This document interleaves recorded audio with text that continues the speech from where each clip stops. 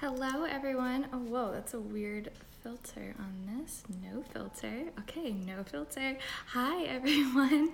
Actually right now as I'm starting, my Bodhi is just walking through the door, and unfortunately Kara is not, so she is stuck in traffic. This big thing happened. She's just sitting in park on the freeway. So anyway, it's just gonna be me, and maybe if she comes in then she can join, but shout out to Kara in the car, poor thing. Anyway, today we are gonna talk about celery and celery juice and why it's such a big trend and what we can do, whether it's the right thing for us to do, and kind of like the pros and cons, which we went through a bit in the episode. So of course, if you have questions, always know you can submit those on our social media and any of our comments on Facebook or Instagram. You can always reply if you are one of our amazing followers on email. You can send us an email with any of your detailed questions. We can get to those. And then of course, during these lives, you can chime in. So we are just gonna start with why celery juice has gotten all the fame that it has lately. So celery juice has become popular through Anthony William, who is the medical medium. He is an intuitive who gets a lot of intuitive downloads on how to help people heal, and he's been doing it pretty much since he was like a teenager, and he's helped thousands of people heal with a lot of his readings and understandings about health on a very different level than what we're looking at in terms of Western medicine. A lot of it does align with traditional Chinese medicine. There are some aspects though that I love listening to his podcasts, and I haven't read any of his books, but I listen to him all the time, and I like a lot of what he says. Sometimes I think he's missing just the areas in terms of, the energetics and the emotional body, because when we look at our body in terms of health, and I'm sure he would agree with this, but just a lot of what he says doesn't really always take this into account. But basically, we are a physical body, an energetic body, an emotional body, and a spiritual body, right? We're extremely dynamic. So those are 4 different energetic bodies that we need to heal and address and take into account when it comes to healing disease. And a lot of times, hey Bella, go outside, you guys. I'm sorry. Go outside. And a lot of times with these, with different diseases and conditions, we look so much at just the physical body, and again, the body is so much more than just that. Hey Celise, thank you for joining us. So we can't just look at especially one food or one thing on the physical body and say, this is gonna heal me, this is gonna take care of everything, because that's just not how our bodies function. If it was, that plug and chug method, like it works for robots, would work for us, and that's just simply not the case. We're way more complex than that. So that's the parts that sometimes with his modality he's not really addressing the full condition, the human condition. However, when it comes to celery juice, celery, as we all know, is just known as this vegetable that people are like, oh, there's nothing in it, it's mostly water, you burn more calories than you gain when you eat it. And that was it.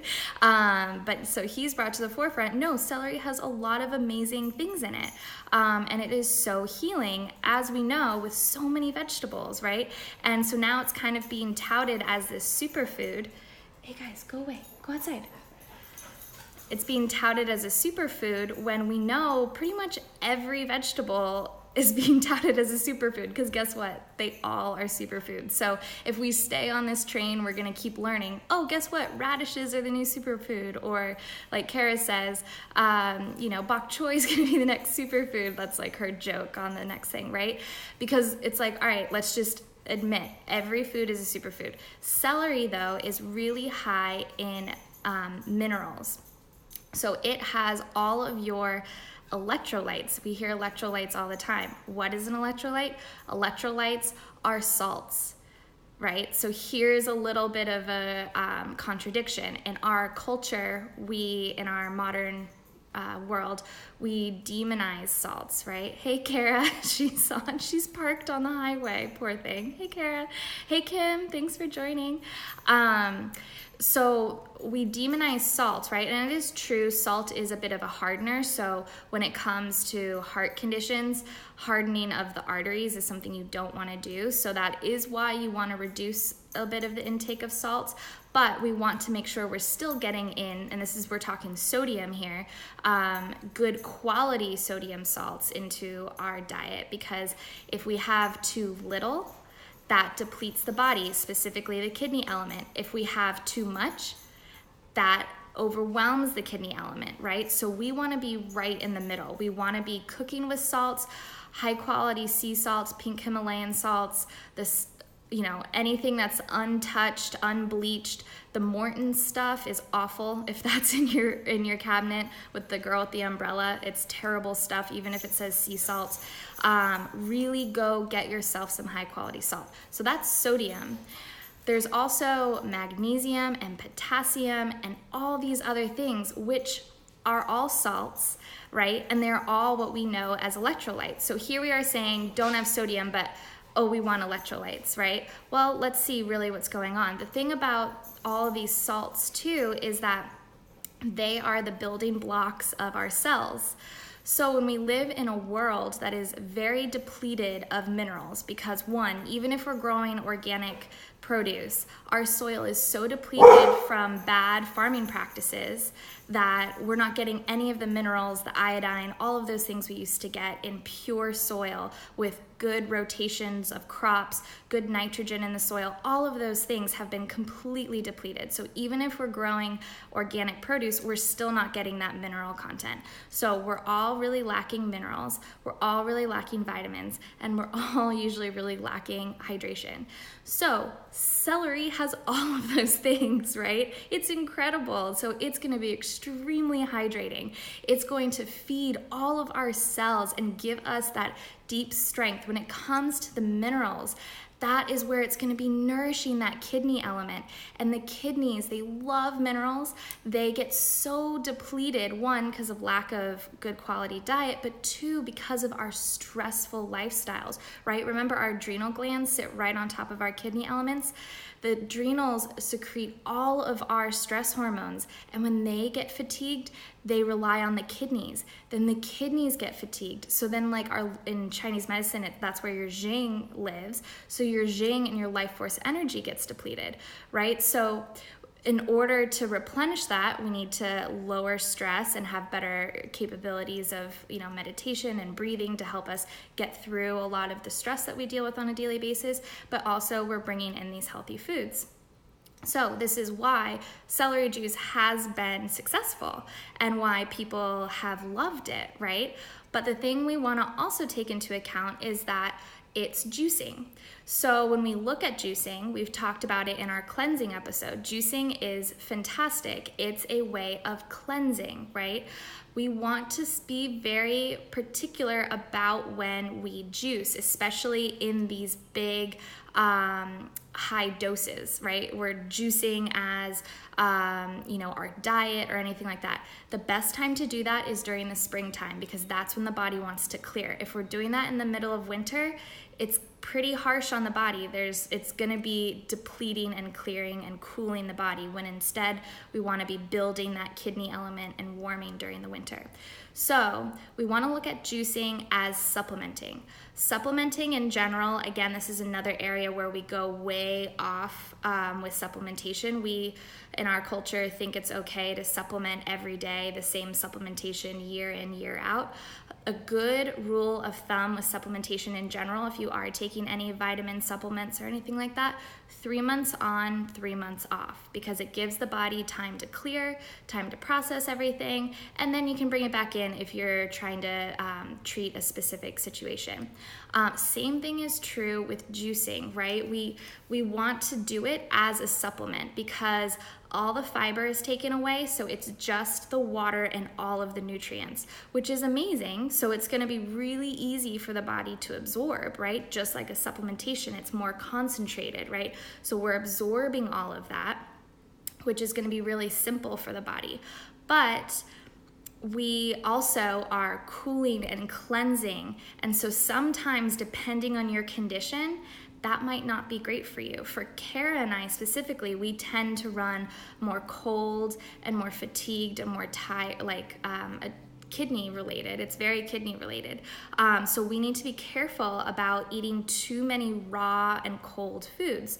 During certain times of year, it can be great. So we know, okay, springtime, summertime, this is when I'm going to be eating more raw, but I could not be like a raw vegan, right? Or juicing all of the time. Having it here or there, doing it for a week or two, fantastic. Help clear the body out, right? Clear the liver like we talk a lot about. Get all of that deep nourishment into the body. But we want to just see what our condition is like.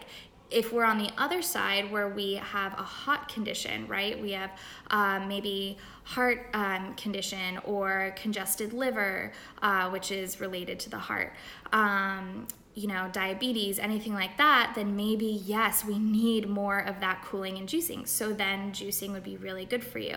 Again, still look at it as a supplementation because you're also not eating the whole food. And we talk about eating whole foods all the time because there's such a synergy when it comes to food. It's so much more than just numbers and nutrition and looking at things under a microscope. It is all about the synergy of the food. So Kara and I were even talking like, do we even incorporate in our recipe celery seed, right? There's celery seed, which you might have in like chicken salads or something. That's like a really common seasoning spice in there, right? Because it's a seed, it's a spice, like our past episodes talked about. Then you have the celery itself, and you even have like the celery leaves, right? Oh, and the celery root, right? Celery root is great during the winter time, right? Because those are in the ground. So you might see those more. They're not extremely common, but sometimes your grocery stores have them. They're delicious if you cut them up and roast them. They're really amazing. So that's the way too to eat the whole food. Now you're getting all of that synergy. And of course with juicing, you're taking away the fiber. So like Kara was saying in our episode too, when these fads and trends come out, we're all of a sudden producing, like you go to the grocery store now, you almost can't even find celery because people are just buying it off the shelves. So what this is gonna do is create more pressure to grow more celery because what people are doing is they're juicing it. So they have to buy like 6 at a time, right? So they're just stocking up and taking it.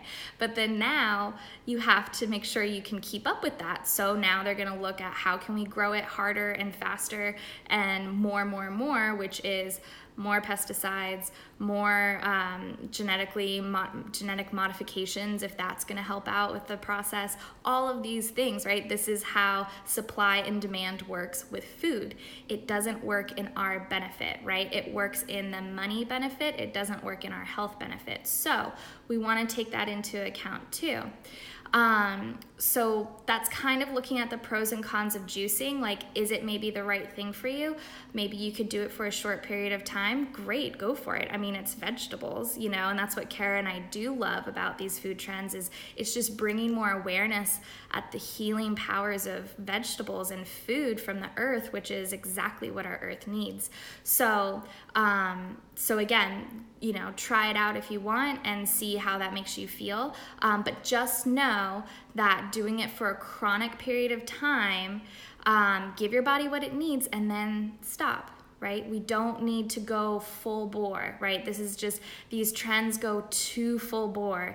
And also what can be kind of scary, like I was saying a little bit before, is people think this is the one miracle juice. This is the one miracle vegetable that's gonna cure A, B, C, D, E, F, and G.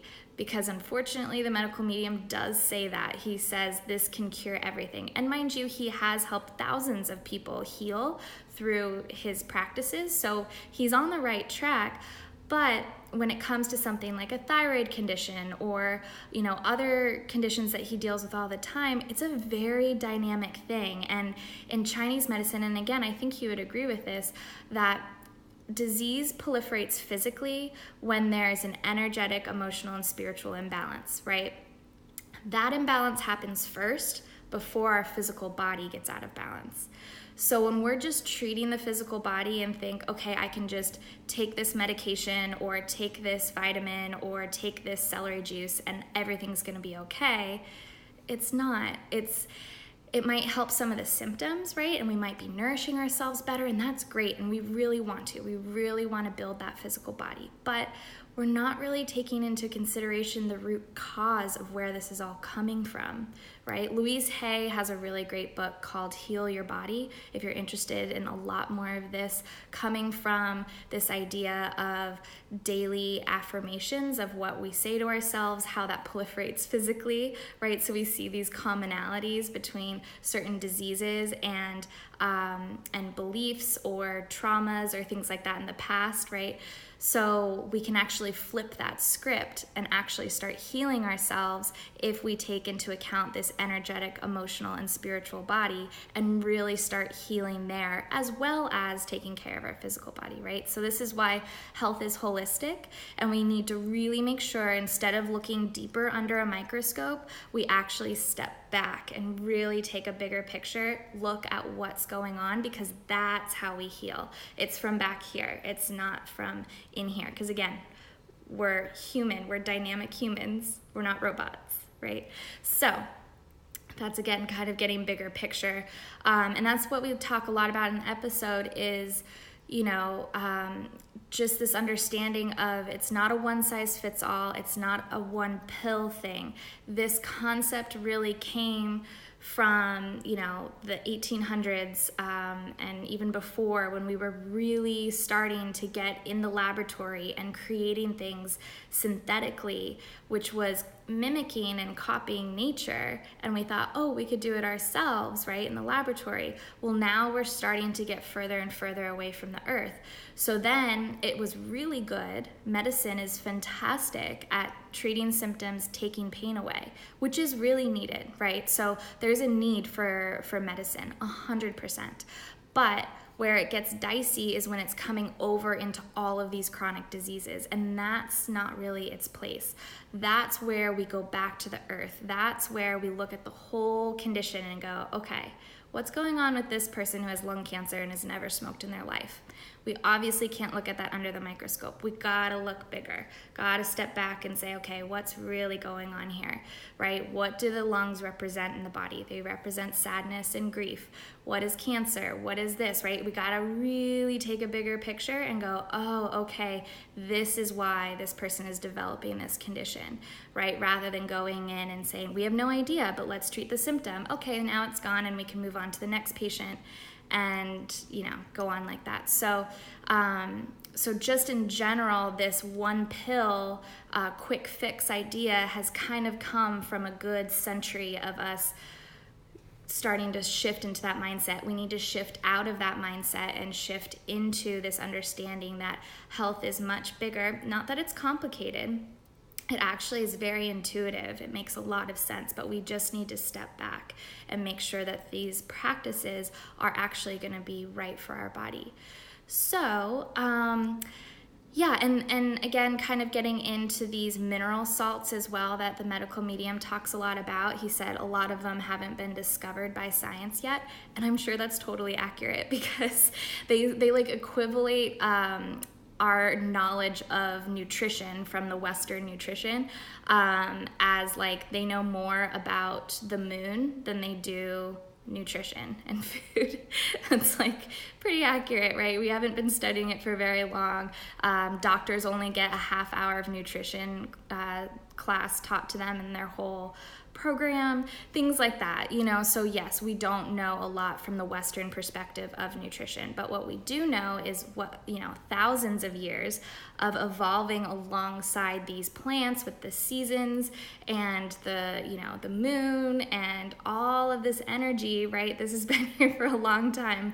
We've evolved into incredible human beings because of it, so we can go back to that and really start healing from that perspective. Oh, and getting back to the mineral salts, So mineral salts, like I was saying before, that's taking into account all of these building blocks, it goes beyond, apparently, from his perspective, just the sodium, the magnesium, the potassium, and all of those great things. It's even more detailed than that. And those really are the building blocks for our cells and for life. So celery is full of that. So that's why he loves celery so much. And we love celery too. We think it's amazing. So yeah, if you guys are on right now and you have any questions, please feel free to type them in. But Kara's still not here, poor thing. Oh, I feel so bad. There was a huge accident, like people were walking on the freeway so next to her. I hope this answers a lot of your guys' questions just about celery. Of course we could talk so much more, I feel like, too, and answer even more of your questions. So if you guys have follow-up questions, we'd be happy to chat with you at any time about it. But I think that's kind of just a good look at what's going on and a good look at, diets and trends in general, Of course, be cautious before you jump on any bandwagon. Let's not be so surprised when more and more vegetables get put on the super whatever food list. I mean, they're all superfoods, let's be real. So that's awesome. That's a big behind the scenes, like, newsflash, they're all good. So just keep eating them.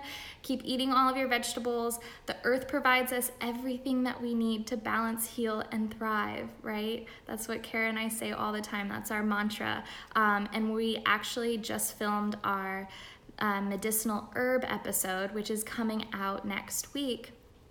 And we talk a lot about this because herbs are so incredible. We talked about culinary herbs before, which are herbs that we just like to cook and eat with them more often. Medicinal herbs tend to be ones that might not be as flavorful, right? So we don't cook with them, but a lot of them also happen to be weeds. So the earth is giving us all of this medicine in forms of weeds and things that are growing all around us, right? So this is where the earth has all of our healing. It's right in front of us. It's that dandelion that you're trying to get out of the cracks in your sidewalk. That's medicine. It's really as simple as that. So we're going to talk more about that in next week's episode, which is so fun. It's like my passion is herbs. So thank you all for joining us. I think Kara just walked in the door as I'm wrapping up. Here she looks so cute. Kara, you look so cute. Here she is. Are you off? No. Hello. She made it.